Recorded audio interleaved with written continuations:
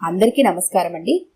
ఈరోజు మనం డాక్టర్ తంగిరాల వీరసుబ్రహ్మణ్యం గారు రచించిన మంగమ్మ గారు మోడ్రన్ డ్రెస్ మోజు అనే ఓ చక్కటి కథను విందాం. ఇక కథలోకి వెళ్దాం.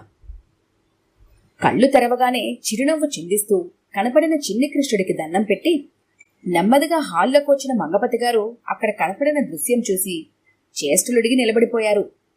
సోఫాలో కూర్చున్న మంగమ్మ గారు గాలిని దంచుతున్నట్టు కుడి చేతిని ఎడమ చేతిని మార్చి పైకి కిందకి ఊపుతున్నారు. ఈ రకమైన విన్యాసం ఒక 5-6 సార్లు చేశాక ఆవిడ ఎదురుగా ఉన్న ఖాళీ టీపై మీదకి కుడి చేయి సాచి గుండ్రంగా ఏదో విసర్రాయిలా విసురుతున్నట్టు తిప్పడం మొదలుపెట్టింది. అటు తర్వాత 2 చేతులు పైకెత్తి భుజాలు దులుపుతున్నట్టు గాల్లో అటు ఇటు తిప్పిందావిడ. ఇవన్నీ కూడా ఏవో భక్తి పాటలు ప్రసారం చేస్తున్న టీవీ ఛానల్ మీద నుండి దృష్టి మరల్చకుండా కూర్చున్న సోఫాల నుండి కదలకుండా చేస్తుందావిడ. నిన్నటిదాకా ఆరోగ్యంగా ఉన్న భార్య హఠాత్తుగా ఈ విచిత్ర చేష్టలు చేయడం వలన కలిగిన షాక్ నుండి కాసేపటికి కోలుకున్నారు మంగపతి గారు. హాయిగా సోఫాలో వెనక్కి జారిగిలపడి టీవీ చూడక ఈ హైరానా దేనికోయ్ ఆవిడ అలుపు తీర్చుకోవడం కోసం ఆగినప్పుడు అడిగారు ఆయన. సోఫా పొటాటో అవ్వకూడదని ఏదో చిన్న ప్రయత్నం అందావిడే నవ్వేసి. ఆ మధ్య కమల కలదిండి గారు హైదరాబాద్లో ఏవో యోగా క్లాసులకు వెళ్ళొచ్చారని చెప్పాను కదా, అక్కడ వాళ్ళు నేర్పించిన ఎక్సర్సైజులు ఇవేనట. పిండి రుబ్బటం, పప్పు విసరటం, వడ్లు దంచడం వంటి పనులు చేస్తున్నట్టుగా ఊహించుకుంటూ కాళ్ళు చేతులు కదపమన్నారట. అవే శ్రేష్టమైన ఎక్సర్సైజులని చెప్పారట. ఆ కాస్తకి 5,000 పోసి క్లాసులకు వెళ్ళటం దేనికని నేనే ప్రాక్టీస్ చేస్తున్నాను. కాస్త ఆయాసం తగ్గాక హుషారుగా చెప్పింది ఆవిడ. నిద్రలేవగానే ఈ వార్త వినేసరికి మంగపతి గారికి కాస్త నీరసంగా అనిపించింది. మరేమీ మాట్లాడకుండా వెళ్లి దంతధావనాది కార్యక్రమాలు ముగించుకొచ్చి కాఫీ తాగుదామా అన్నారు పేపర్ చేతిలోకి తీసుకుంటూ. అలాగే గాని మీరు కూడా కాస్త తేలికపాటి ఎక్సర్సైజులు చేయకూడదండి. అమెరికాలో ఈ మధ్య ఒక సర్వేలో తేలిందేమిటంటే హెరాయిన్ లాంటి మత్తు పదార్థాల వలన చనిపోయే వారి సంఖ్య కన్నా ఒళ్ళు బరువు వలన చనిపోయే వాళ్ళ సంఖ్య ఎక్కువని. మనం ఈసారి విమానం ఎక్కేలోపు చక్కగా ఉండాల్సిన బరువుతో ఆరోగ్యంగా తయారై వెళ్తే ఈ వయసులో కూడా వీళ్ళు ఎలా ఇంత చలాకీగా ఉన్నారబ్బా అని ఆ అమెరికన్లే ఆశ్చర్యపోవాలి అన్నదావిడ నింపాదిగా. ఏమిటి, ఆ గాల్లో రుబ్బడం దంచడం లాంటి విన్యాసాలా? హడలిపోతూ అడిగారు మంగపతి గారు. అయ్యోరామా, ఇల్లు ఓడవటం, బట్టలు ఉతకడం, రుబ్బటం, దంచడం వగైరాలన్నీ ఆడపనులని కదా మీ మగమహారాజుల ఉద్దేశం. మీరు పక్కా మగ పనులే ఎక్సర్సైజ్ రూపంలో చేయండి. ఈలోగా నేను మీకు తాగడానికి ఏమైనా తయారు చేస్తాను అన్నదావిడ తొనకకుండా. చూడు, ఆ బరువు తగ్గడాలు, ఆకర్షణీయంగా తయారవ్వడాలు నాకు పడవు. నువ్వు ప్రయత్నిస్తానంటే నాకేం అభ్యంతరం లేదు అని చెప్పాడాయన కాస్త నిక్కచ్చిగానే. మంగమ్మగారు ముఖం చిన్నబుచ్చుకుంది. ఏదో ఈసారి అమెరికా వెళ్ళినప్పుడు నేను కూడా అక్కడి ఆడవాళ్లలాగా మోడర్న్ డ్రెస్సులు వేసుకుని సరదా తీర్చుకోవాలనుకున్నాను అన్నారావిడ జాలిగా. అక్కడి లావుపాటి పిన్నిగారులా నువ్వు కూడా చిన్న చిన్న చెడ్డీలు, చేతుల్లోని ఇరుకు చొక్కాలు వేసుకుని తిరగాలని సరదా పడుతున్నావా? షాక్ తిన్నట్టు అడిగారు మంగపతి గారు. మరీ అంత వెటకారం వద్దులేండి. ఏ, పెద్దవాళ్ళకి జీన్స్లు, టీషర్ట్లు, ప్యాంట్లు, షర్ట్లు బాగానే ఉంటాయిగా. చెలిలో బయటకు వెళ్లేటప్పుడు పిల్లలు ఎన్నిసార్లు బ్రతిమలాడారు నన్ను శుభ్రంగా జీన్స్ తొడుక్కుంటే వెచ్చగా ఉంటుందమ్మా అని. అందుకని కాస్త ఒళ్ళు తగ్గితే బాగుంటుందని అనుకుంటే ఆదిలోనే హంసపాద వేశారు మీరు. దిగులుగా కూర్చుండిపోయింది మంగమ్మగారు. మంగపతి గారికి ఆవిడ ముఖంలో కనపడిన నిరాశ చూస్తే మనసు కరిగింది. ఆవిడ స్కూల్కెళ్లే రోజుల్లో పంజాబీ దుస్తుల వరద రాలేదు కనుక ఆ సరదా ఏమిటో తెలియకుండానే ఆవిడ తన ఇంటి ఇల్లాలు, పిల్లల తల్లి అయిపోయిందని గుర్తుకొచ్చింది ఆయనకు. సరే, ఆమెకు ప్యాంటు, షర్ట్లు, జీన్స్, టీషర్టు వేసుకోవాలని కోరుకుంటే ఆ ముచ్చట ఇండియాలో ఎలాగూ తీర్చుకోలేదు. అమెరికాలో ఏం తడుక్కున్నా అడిగేవారెవ్వరూ ఉండరు.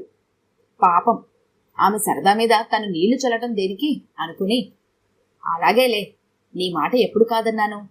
నీతో పాటు నేను ట్రిమ్గా తయారవ్వాలి, అంతేనా? సరే, అలా 4 అడుగులు నడిచి వస్తాను. ఇప్పుడే కాఫీ కలుపుకు అంటూ చెప్పులు తడుక్కుని బయటికి నడిచారు ఆయన. ఆయన తిరిగి వచ్చేసరికి పొగలు గక్కుతున్న కాఫీ అందించి తనకు కప్పు పట్టుకుని పక్కనే కూర్చుంది మంగమ్మగారు. కప్పు నోటి దగ్గరికి తీసుకెళ్లిన మంగపతి గారి ముఖం రంగు మారింది. కప్పులోని పానీయం విచిత్రమైన రంగులో మందు వాసంతో ఉంది. ఏమిటే బాబు ఇది అని అడిగారు. అప్పటికే ఒక గుడికడి త్రాగినావిడ తను కూడా ముఖం అదోలా పెట్టిన మంగమ్మగారు సర్దుకుంటూ, గ్రీన్ టీ అండి, ఆరోగ్యానికి చాలా మంచిదిట. పోయినసారి మనం వెళ్ళినప్పుడు అమ్మాయి కొని పంపింది. మర్చిపోయా నిన్నాళ్ళు. చైనా వాళ్ళు ఇదేనట త్రాగేది. మరెవరో చేస్తారంటే అది గొప్ప విషయమే అయి ఉంటుందని విశ్వాసం ధ్వనించిన కంఠంతో అన్నదావిడ. కోపంగా కప్పు పక్కన పెట్టేశాడు ఆయన. ఈసారి అమెరికాకు నువ్వు ఒక్కదానివే వెళ్ళు, నేను రావడం లేదు అన్నాడు ఆయన. మంగమ్మగారి కళ్లల్లో నీళ్లు తిరిగాయి. ఎంత మాట అన్నారండి? మీరు లేకుండా నేను ఎక్కడికి వెళ్ళను. నేను కాస్త సన్నబడి ఆ మోడర్న్ దుస్తుల్లో మీ వెంట నడుస్తుంటే మీరు ఎంత ముచ్చట పడతారని, గర్వపడతారని అనుకున్నాను.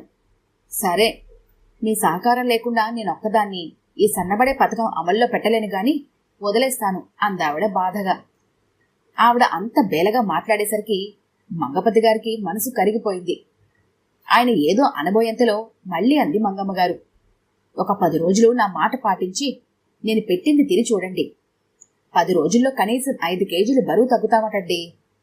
పద్మావతి అద్దింటి వాళ్ళు బెంగళూరులో వృద్ధ సమితి యోగా సెంటర్లో చేరి నెల్లాళ్ళుండి వచ్చింది. అక్కడ వాళ్లకు ఎటువంటి ఆహారం పెట్టారు, ఏమేమి చేయించారు అన్ని వివరాలు కనుక్కున్నాను.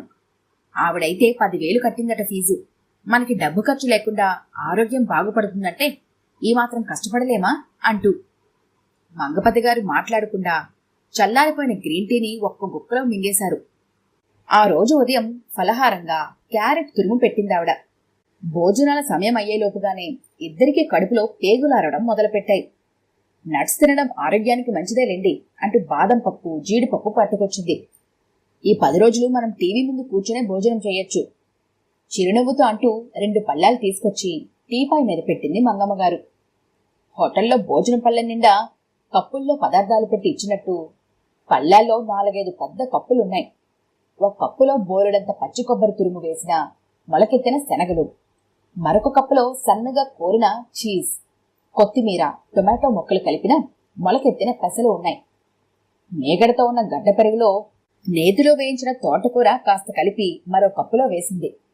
మొలకెత్తిన అలసంద గింజలను సన్నగా తరిగి కీరాబాస్కాయ ముక్కలు కలిపి పైన ఒత్తుగా బంగాళాదుంప చిప్స్ ముక్కలు చల్లి మరో కప్పులో నింపింది. ఇదేదో బాగానే ఉంది అనుకుంటూ తినడం మొదలుపెట్టారు మంగపతి గారు. ఇక తినలేక ఆయన వదిలేస్తుంటే, అయ్యో కష్టపడి చేశాను, ఆకాస్త తినేద్దురు అంటూ బలవంతంగా తినిపించింది. మీకు రుచి కోసం చిప్స్, చీజ్ కలిపాను అన్నది. సాయంత్రం ఉపహారంగా ద్రాక్ష పళ్ళు, సపోటా పళ్ళు, జామ పళ్ళు ప్రేమగా మొగుడికి పెట్టి తను ఇష్టంగా తినది మంగమ్మగారు. రాత్రికి చక్కెర కలిపిన పాలలో అటుకులు, అరటిపళ్ళు. ఇలా 5 రోజులు రకరకాలుగా ఈ తిండి తింటున్నా కమ్మటి నెయ్యి, వేడి అన్నం, కూరలతో భోజనం కోసం ఇద్దరికీ జిహ్న లాగేస్తుంది. పైగా మామూలుగా చేసే వంటలు చాలా సులభమనిపిస్తుంది మంగమ్మగారికి ఈ తురమడాలు, తరగడాలు కన్నా. 10 రోజుల వరకు అనుకున్న ప్రణాళిక 5 రోజులకు కుదిరించింది ఆవిడ. 10 రోజుల్లో 5 కేజీలు తగ్గుతారంటే ఈ 5 రోజుల్లో కనీసం 2.5 కిలోలు బరువైనా తగ్గుంటాం అంటూ మొదట ఆయన వెయింగ్ మిషన్ మీదకి ఎక్కించి చూపించింది. మంగపతి గారు 1 కిలో బరువు పెరిగారు. భయపడుతూనే తన బరువు చూసుకుంది ఆవిడ. 2 కిలోలు పెరిగింది. ఇంత ఆరోగ్యకరమైన వస్తువులు పారేయడానికి మనసు రాక మధ్య మధ్యలో నోట్లో వేసుకున్న దాని ఫలితం అది. మంగపతి గారు నవ్వుతుంటే చిన్నపిల్లలా ఉడుక్కుంది మంగమ్మగారు.